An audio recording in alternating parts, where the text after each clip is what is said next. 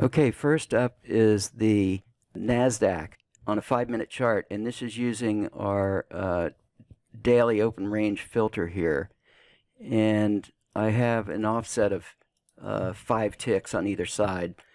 This is a limit order with a 20-tick pullback. This is a 5-minute chart. There's kind of a lot of volatility here. So this open range filter worked really good today because it's ignoring trades in the other direction, and I also have the exits set to avoid exiting because we get a blue bar. Normally the logic of the Autotrader would exit at the close of this blue bar here.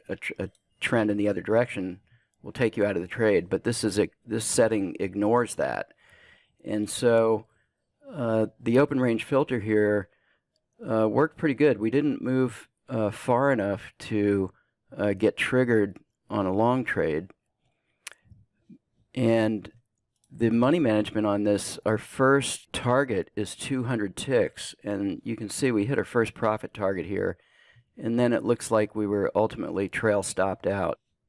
Anyway, this the goal on this is 3,500, and this did around 2,000 for the day on 2 contracts. I have a couple of clients that have qualified for combines with Top Step Trader and One Up Trader, and hopefully next week I'm going to get to interview my client that is using the Autotrader with One Up Trader, and we'll talk a little bit more in the next video about how to use the Autotrader to qualify for a combine.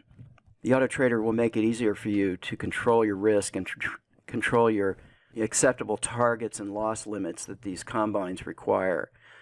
This particular gentleman is trading the Nasdaq pretty much exclusively. Next up is the DAX on a Super 14 tick with the $2,000 goal. This had a couple of losers here and drew down about $850 or $425 per contract. Remember, in the DAX we recommend about a $700 per contract drawdown. Then it came back with these 2 winners and managed to hit its goal and had only 1 tick of slippage. Okay, next up is the bonds on a 34-tick line break, and the bonds were pretty volatile today, and this is also using our opening range filter, and that worked out pretty well here. There was no losing trades, 3 winners with the trend.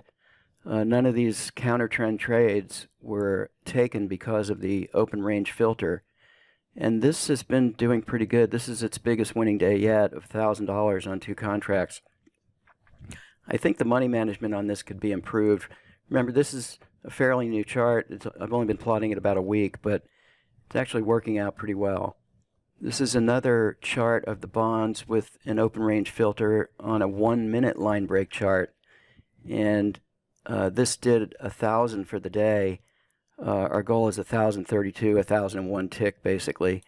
So this probably hit its goal and had some slippage on 2 trades. Once again, no drawdown, and you can see the open range filter here.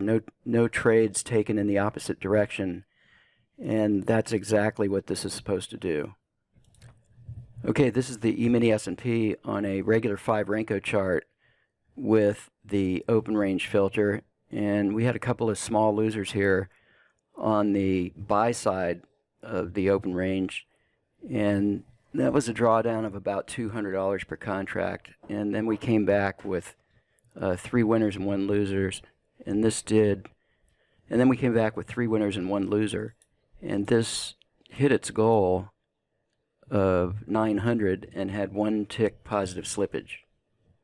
Okay, the Nasdaq on a 1597 Heikin-Ashi tick chart has a goal of 1250, and so this hit its goal with no slippage on a single trade. The Emini S&P on a 5 Renko chart with a higher time frame filter of Super 8 has a goal of 800, and this hit its goal and had, looks like, 4 winners and 1 loser, and you can see the losing trade here kind of drew us down to break even, but then we recovered with 3 winners in a row and hit our goal of 800 and had 1 tick of slippage per contract.